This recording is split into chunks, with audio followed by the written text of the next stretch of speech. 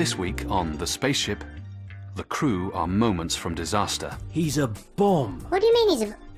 Oh, you're a bum. And Captain Gordon Taylor has a dilemma. I can't meet a new people without shaving, Jackson. In the year 2104, a fleet of research cruisers were launched into space. Their mission?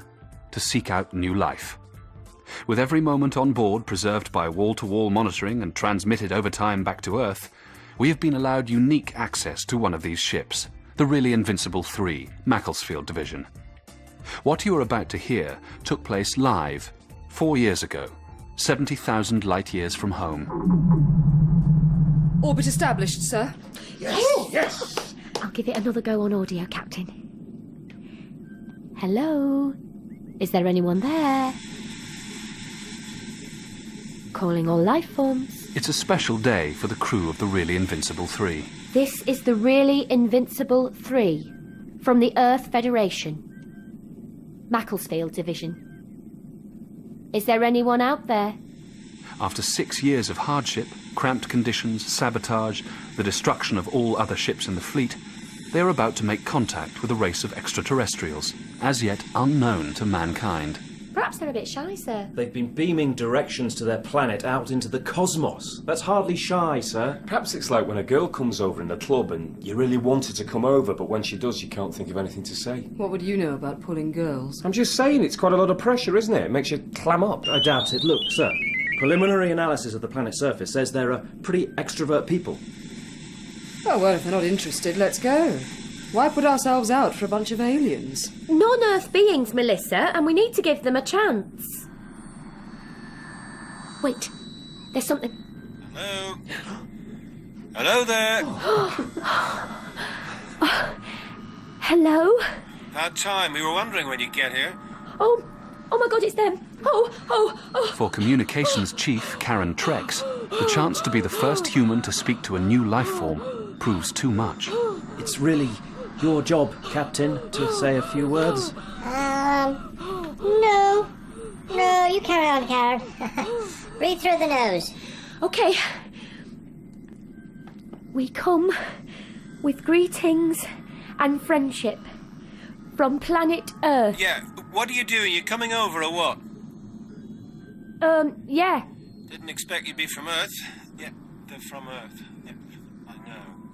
You speak our mother tongue with great skill. What? Yeah, well, that's the Dwapai for you. We've got all sensory linguistic nodes in our Yappy. All right. Permission to land. I repeat, do we have permission to land? Yeah, pop over, you know, any time. The sooner the better. Oh, okay. Okay. See you in a mo. Awaiting your orders, Captain. Captain? Thank you, Karen. Good job. Well, we've come this far. I think maybe we should. Sorry, sir, could you speak up a bit? Yes, I'm just saying. This is the moment we've all been waiting for. What do you think? Shall we have a show of hands? I think we should go in, sir. I think we should enter on one condition only. That all laser weapons are primed, ready for immediate retaliation. This is a peaceful mission, Patterson. Sir? No, I'm not listening to you. Jackson, prepare psycho boosters for entry. Let's go and make friends. Yeah, let's do it. Episode 3205. Enemies. Following a scientific experiment that went badly wrong, Captain Gordon Taylor has been labouring for several weeks with a shrunken head, so tiny it's almost impossible to see. Lives in a dream, waits at the window. Still determined to be presentable for the epoch-making encounter, he gets the ship's malfunctioning Series 2 robot working on the only thing it's good for. Well done, Iron. That's them all done. The question is, which shirt to wear to meet the Dwapai? If I knew what colour these critters are, I'd make sure I didn't clash. What if they're bright green? What the hell goes with bright green? Meanwhile, on the bridge, the crew have called an emergency meeting. I just don't think it's very fair. It's not his fault. So it's not his fault. But on an occasion like this, you need a strong captain. Someone you can trust. Someone whose face you can see. She's right. As sole representatives of man, we need a leader who looks like a man. Or a woman. Exactly, not like the head of a snooker queue in a suit. But it's the captain underneath that counts. Exactly. And when was the last time he actually behaved like... He's coming. So we're all agreed then? Well, if we Right. must, but let's do it gently. You know how sensitive he is about his appearance. Hello, everybody. Oh, hello, sir.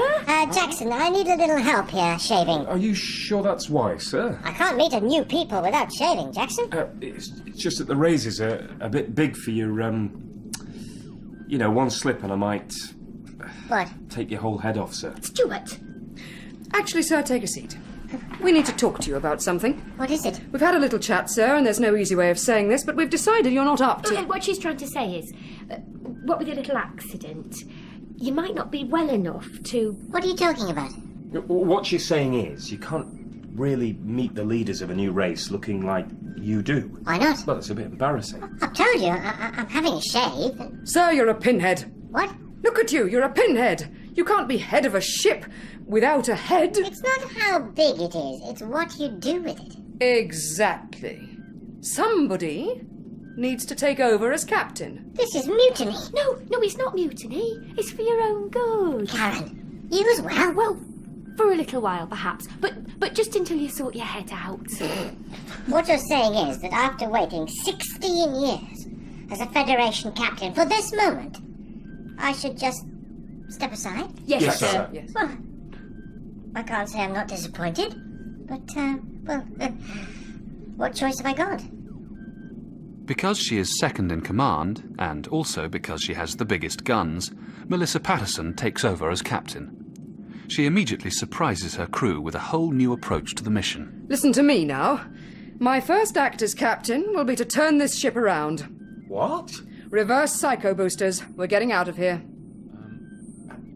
Hang on, we're about to have the opportunity, the first in a generation, of analysing a new species. No, we're not. Patterson, as former captain, I'd like to remind you of our remit. The purpose of our mission? To seek out new life. Not anymore.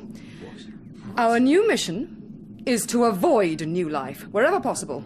I've had a lot of time to think these last 6 years. The Federation may promote integration, but in my opinion, it weakens our standing in the universe. But these people are our friends. They're not our friends, they're aliens.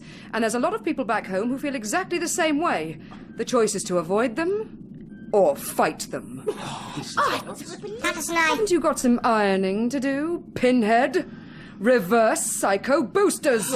We're getting out of here. Of course, we wouldn't expect Melissa to understand the concept of friends, seeing as she doesn't have any. Turn this ship around. I am so not your friend anymore. Seeing as you're not my friend anymore, you won't mind if I unload this laser into your head. Turn the ship around, Jackson, or your girlfriend here gets it. We're not actually going out. No, but this side of the galaxy, you're the best chance he's got of losing his cherry, so... I'm not a virgin. Just do it!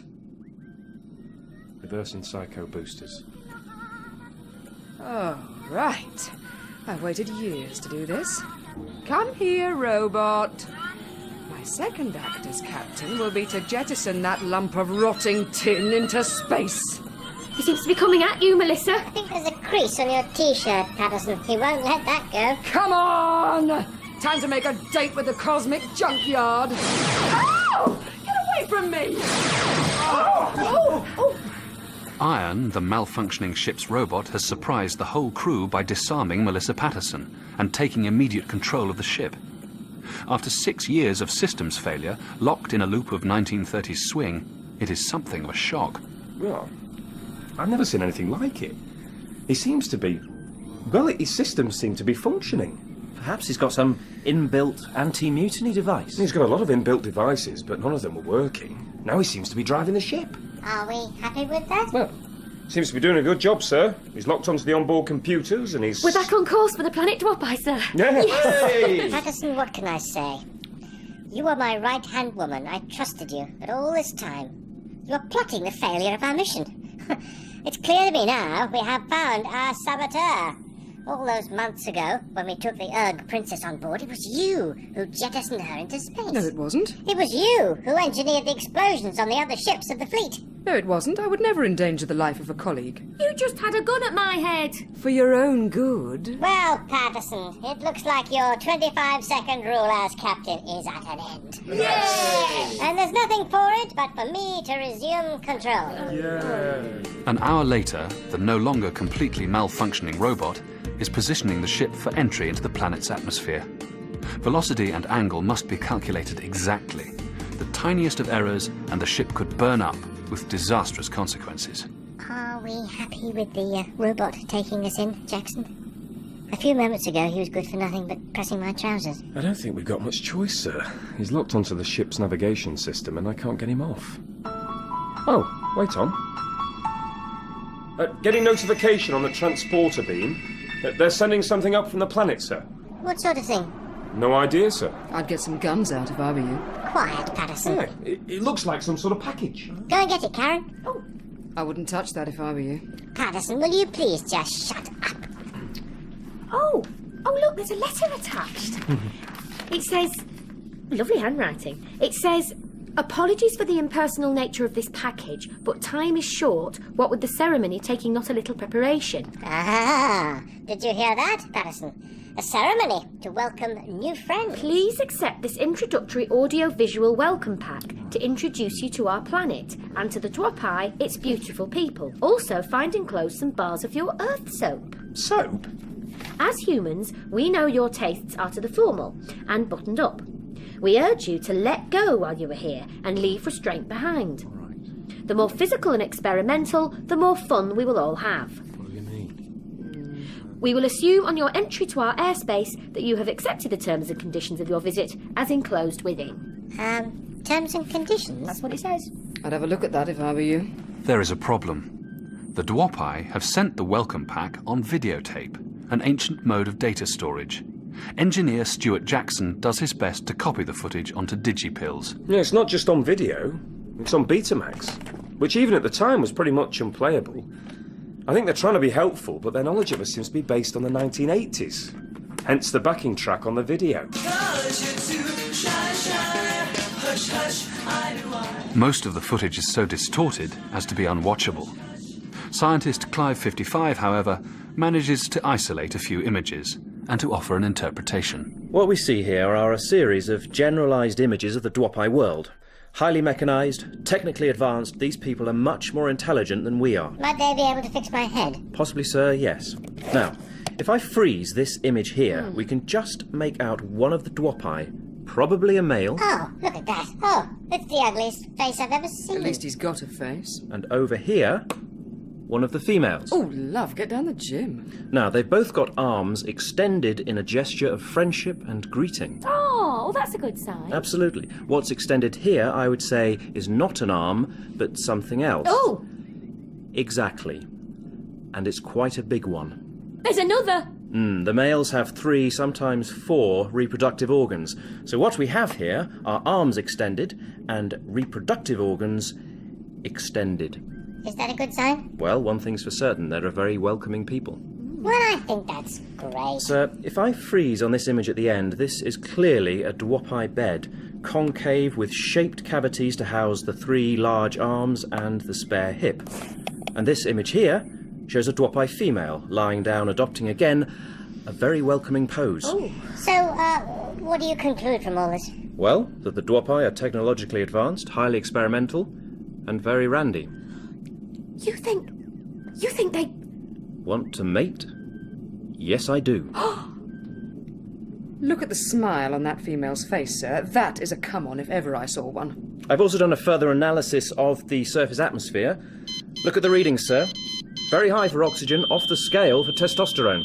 I'm not sure I trust that device, Clive. I'm a scientist, sir. Trust me.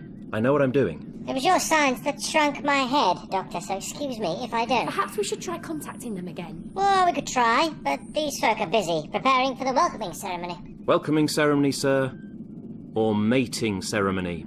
I warned you, I had a bad feeling about this. You have a bad feeling about every non-Earth being. All they're doing is being friendly, sending a message of love around the universe. This is exactly where your namby-pamby cultural integration leads. How integrated do you want to get, Karen? Captain Gordon Taylor is faced with the most difficult decision of his career. lead his crew away from a reputation-sealing encounter with an undiscovered life form, or into a situation where friendship is pushed beyond the bounds of duty. Let's have a show of hands. All those in favour Sir, of... for once in your life, make a decision. They might be able to fix my head. The captain need not worry. The decision is about to be taken out of his hands, in a development that turns the whole 6-year mission on its head. Okay, I've decided. I'm the captain of this ship, and we are running away. Yes! No, you're not. What was that? You're not, Captain. And you're not running away. My God! It's the robot! Sit down, little girl, and listen to me. From now on, the really invincible will be run by someone who really knows what they're doing. The robot is talking. That heap of rotting metal is talking. Yes, Melissa. And please shut that lovely mouth before I pop a laser in it. Why should I be scared of a tin bucket? Oh! Give me any more of your primitive backchat and you won't just scream. You'll fall on the floor in a quaint little charcoal heap. All right. Yes. Now, all be good little boys and girls and throw your guns into the middle of the room. Melissa?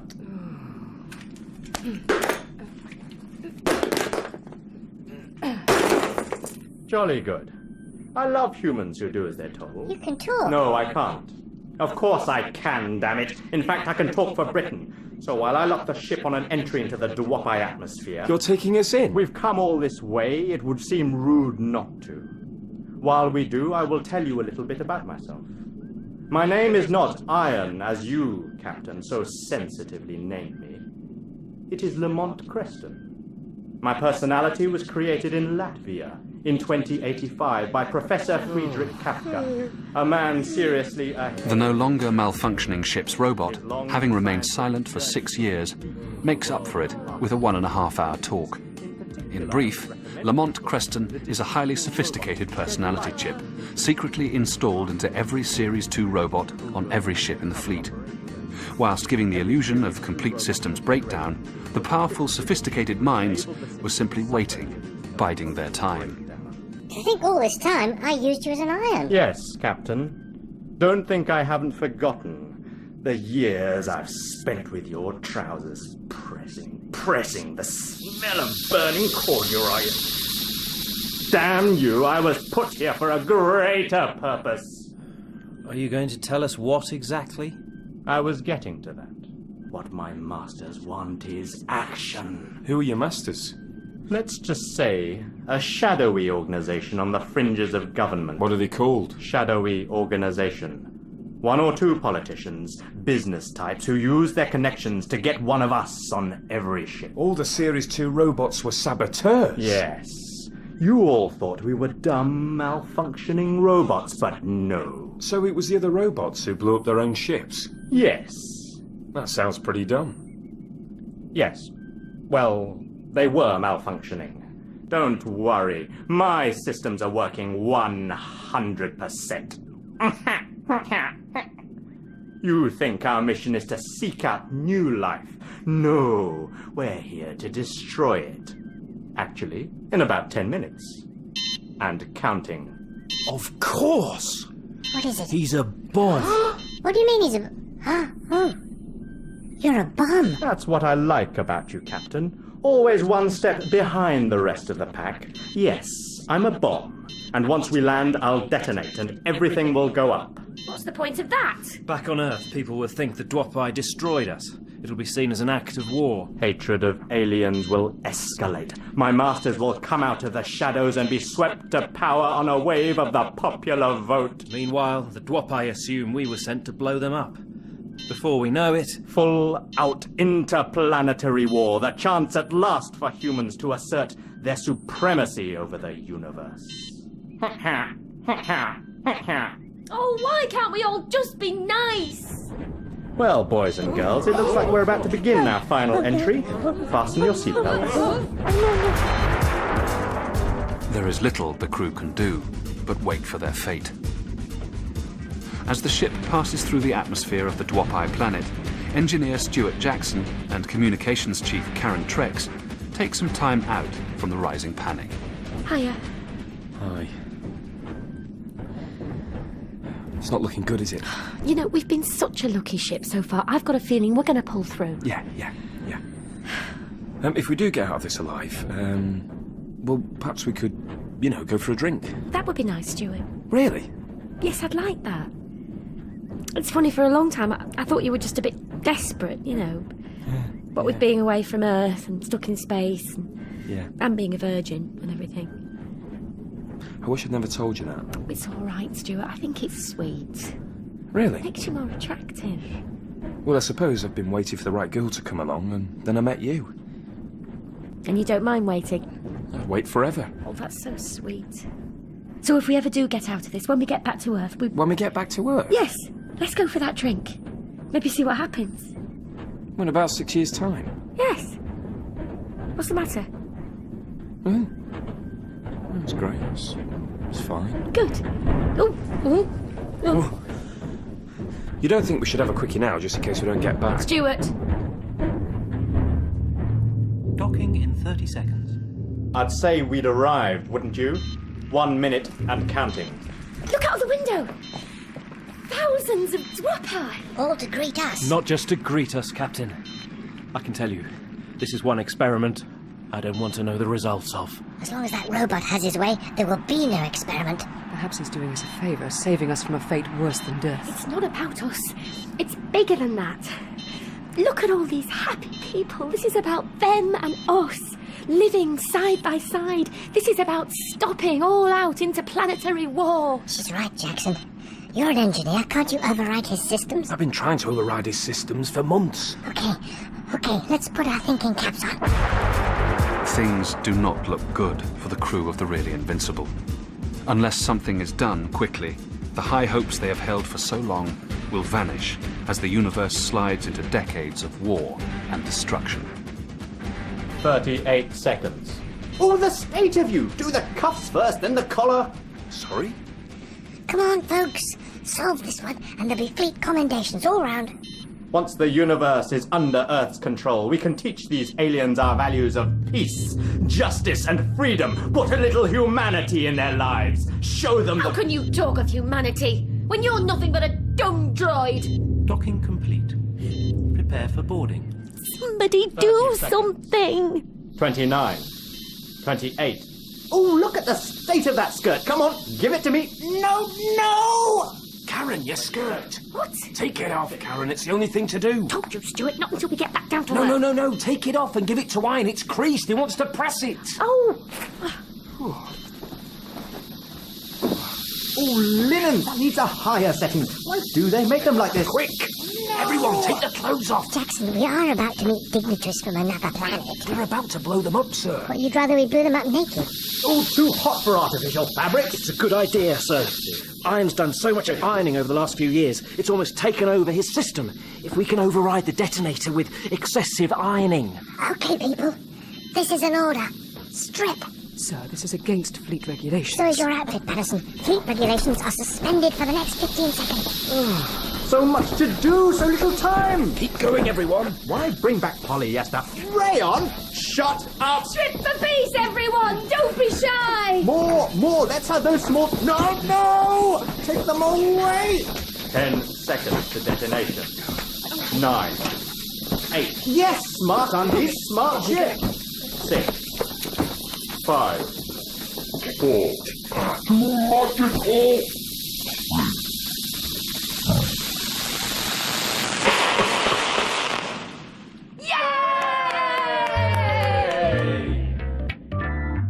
Thanks to engineer Stuart Jackson's quick thinking, the systems of the ship's robot have been overloaded by an ironing crisis. Well done, everyone. As the king of the Dwapai boards the ship, however, the crew are completely naked. Do you think, sir, that this might come across as a bit keen? Thank you for entering me. Welcome, friends, to our world. Hello there. If I could introduce myself, I'm Captain Gordon Taylor, but most people just call me Flashdance. Flashdance. My wife will be very pleased. You have all taken our words to heart and removed your restraining garments. It is good to let go. Perhaps we should say, at this point, before we go any further, that the reason why... I can't help noticing, Flashdance, that you are extraordinarily small. Oh, yes. Just a little accident. My scientist here shrank my head. Your head? Oh, yes. That is also very small. Actually, you don't know how, being so technologically advanced, how to make my head a little bigger. Oh, yes. We do enlargements of all kinds. I will have a word with the relevant department. Thanks very much. My people will show you to your quarters. Okay, everybody, let's disembark. No, sir. I don't feel Come on, folks, keep it together. Let's make some history. The following morning, the crew returned to their ship. It has been a brief encounter. Well, that was a bit embarrassing. I think a speedy exit would be in order. The celebrations were not, it turns out, for them, but for the Dwopai Queen on her birthday. Psycho boosters engaged. Where's Stuart? Oh, he should be here by now. Mistaken for the pre-booked travelling entertainers, the crew quickly became less than welcome. It was lucky for Captain Taylor that the Dwopai fixed his head before asking him to unicycle through an asteroid belt. Oh, sorry I'm late. Come on, fast as you can, Jackson. I didn't think we'd be going so soon. We've met the new life, Jackson. Let's just move on. You seem unusually sure of yourself, sir. Thank you, Patterson. I think it's time I learned to trust my own decisions, not rely on the advice of others. Hey, Clyde 55? Yes, sir. Yeah, Clyde. Scaring us all by saying we had to mate with the non-Earth beings. Sorry. What, you mean we weren't supposed to? No!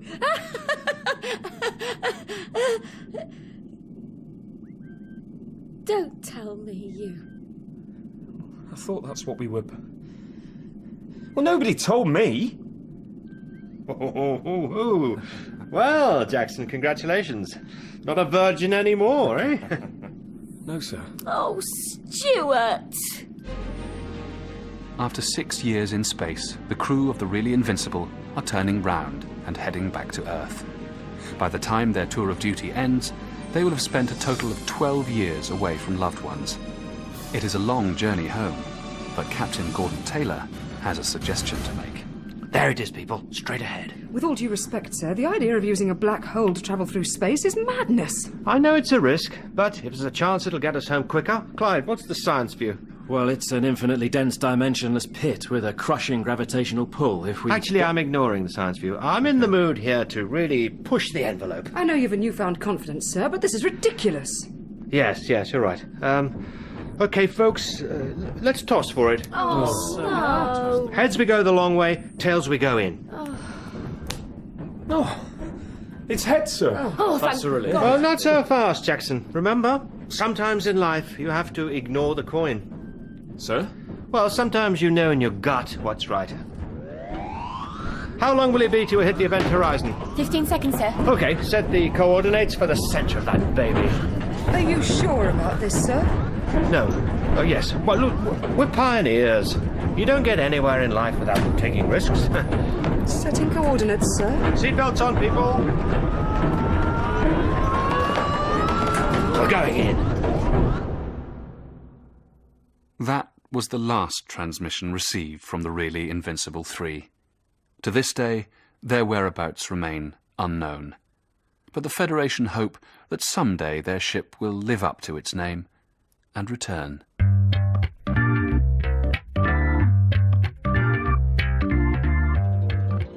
In The Spaceship, Captain Gordon Taylor was played by James Fleet, Karen Trex by Rosie Cavallero, Stuart Jackson by Paul Barnhill, Clive 55 by Neil Warhurst, and Melissa Patterson by Emily Joyce. Iron was Jason Chan, and the King of the Dwopai, Stephen Hogan. The narrator was Nick Bolton. The Spaceship is written by Paul Barnhill and Neil Warhurst, and the director is Sally Avens.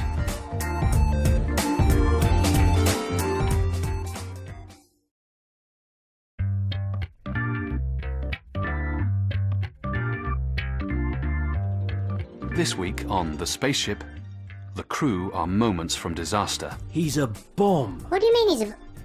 Oh, you're a bomb.